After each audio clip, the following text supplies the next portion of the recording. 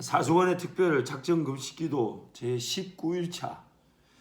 제목은 하지 않는 것이 목적이 아닙니다. 하지 않는 것이 목적이 아닙니다. 마태복음 13장 44절에 예수님께서 천국, 하나님 나라, 그 하나님의 나라에 대한 비유를 이렇게 얘기하십니다. 천국은 마치 밭에 감추인 보화와 같으니 사람이 이를 발견한 후 숨겨두고 기뻐하며 돌아가서 자기의 소유를 다 팔아 그 밭을 샀다. 어떤 사람이 길을 가는데 뭔가 반짝해서 가보니까 자기 밭이 아닌데 그 밭에 감춘 보화가 숨겨져 있는 거죠. 그래서 그거를 이렇게 숨겨두고 누가 또 볼까봐 숨겨두고 돌아가서 자신 모든 걸 다 팔아 그 밭을 샀다. 그게 천국이다. 그럼 종교 생활과 신앙 생활의 차이라고 한다면 종교 생활은 하지 말아야 되는 것이 뭔지에 초점을 두고요. 신앙 생활은 해야 할 것에 초점을 둡니다. 하나님을 제대로 섬기는 일은 해야 하기 위해서 따르는 것이죠. 그러나 이 종교생활, 즉 성령 하나님의 그런 도움과 인도하심 없이도 종교생활, 심지어 하나님을 섬기는 것처럼 보이는 그 형태는 하지 말아야 되는 것들을 하지 않는 수준에 있을 수 있다는 것입니다. 그리고 궁극적으로는 해야 하는 것을 순종하게 될 때에 하지 말아야 하는 것들이 자동적으로 정리되고 포기되는 겁니다. 예를 들면 그 시간이 하나님 나라를 위해 쓰여질 때 만약 쓰여지지 않았던 그 시간 어디 쓰여졌을까? 그런데 하나님께 쓰여지게 됨으로써 그 시간이 어떤 하지 말아야 될 것에 의해서 자동적으로 정리되게 되는 것이죠. 예를 들면 내버려뒀으면 그렇게 술을 마셨거나 혹은 유흥이나 오락에 쓸 돈이었는데 또 어렵고 힘든 사람들에게 돕게 될 때 이 돈이라는 것은 한정적이니까 하나님 나라를 위해 해야 될 일에 쓰여져야 될 것에 쓰여지게 됨으로써 하지 말아야 될 것들, 정리될 것들이 자동 정리가 되는 것입니다. 그래서 이것을 예수님께서는 이 감추인 보화가 숨겨진 밭을 발견한 사람이 그 밭을 사기 위해 자신의 모든 소유를 팔더라라고 말씀하는 겁니다. 만약 그 사람이 이 감추인 보화가 있는 숨겨진 밭을 발견하지 못하였다면 그가 가진 소유는 여전히 그대로 있었을 것입니다. 즉 성경이 말하고 싶은 바가 뭐냐면 보화가 감추인 밭을 발견하지 못했을 때 그 소유는 자기 어떤 욕심이나 정욕, 세상에 따라 쓰여질 위기 가운데 처해 있다라는 것입니다. 물질이나 시간이 안 쓰여지고 그저 가만히 있을 수 없잖아요. 계속 관리해야 되고 유지해야 되고 그러다 보니까 좀 지나치게 좀 편리나 편안이나 안정이나 혹은 굳이 안 써도 되는 시간과 물질로 그렇게 버려질 위기가 늘 우리한테 있습니다.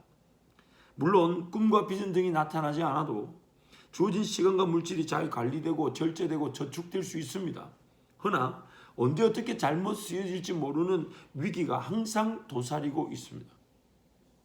이러한 이유로 예수님께서는 귀신이 머물다가 쫓겨나갔는데 머물 곳이 없어 다시 돌아보니까 쫓겨나갔던 그 사람의 마음 안이 이전부터 더 비고 수리되고 청소되었다.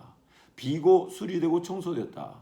그러나 예전처럼 쫓겨나가기 싫으니까 악한 귀신 7을 데리고 들어가 머물려고 한다는 그 위기가 다름 아닌 종교생활, 율법은 따르지만은 메시아를 기다린다 했지만은 메시아를 거절하고 메시아 예수님을 죽이려고 했던 그 유대인들의 위기라고 말씀하고 있습니다.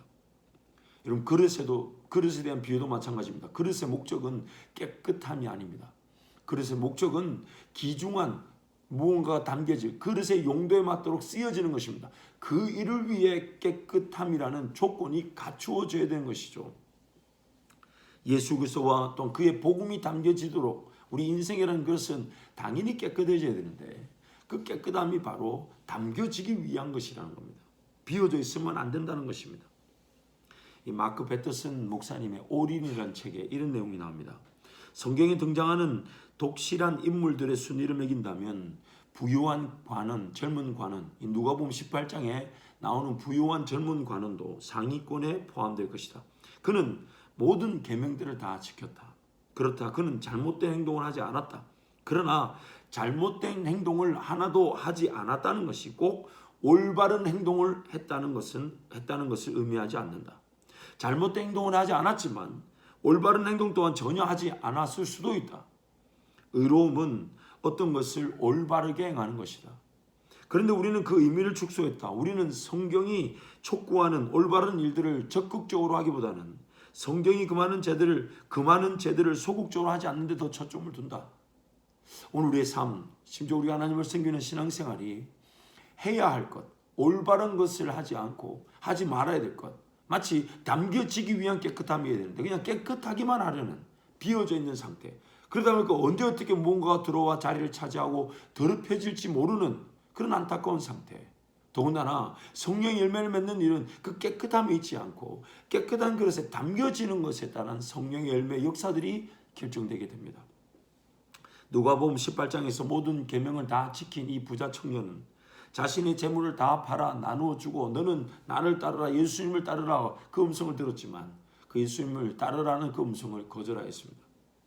율법이 명시하는 모든 계명을 다 지켰다고 해도 예수 따르는 생명의 길을 놓친다면 그가 지킨 모든 율법은 그에게 아무런 유익이 되지 않습니다. 우리 삶도 마찬가지예요. 뭔가 신앙생활 자체가 너무 의무적이거나 혹은 율법적인 그런 형태로 치부될 수 있습니다.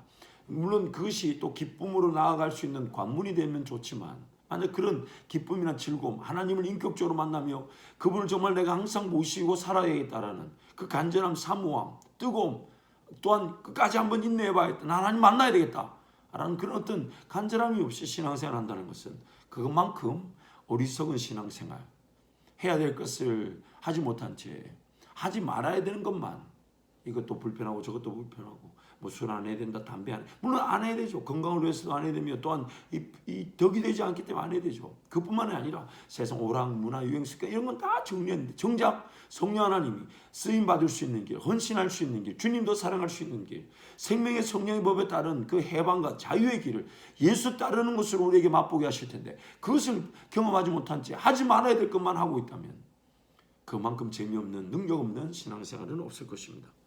생명의 성령의 법을 따르지 않는다면 죄와 사망의 법을 이기지 못할 뿐만 아니라 생명의 성령의 법을 따르지 않는 그 자체가 다름 아닌 죄와 사망의 법에 갇혀 있음을 뜻하는 것입니다. 성령 하나님과의 동행을 통해 새 생명의 길을 걸을 수 있음이 행복입니다. 그 일을 위해 예수 그리스도께서 우리를 십자가에 달려 대신 우리를 위한 십자가 이 사건으로 우리의 죄의 대가를 지불하시고 우리를 구원해 주셨습니다. 해야만 하는 일을 할 수 있도록 함으로써 하지 말아야 할 것들을 정리되게 하시는 성령님과의 동행이 바로 우리가 예수 따르는 길에서 맛보게 되는 성령 충만의 은혜인 것입니다.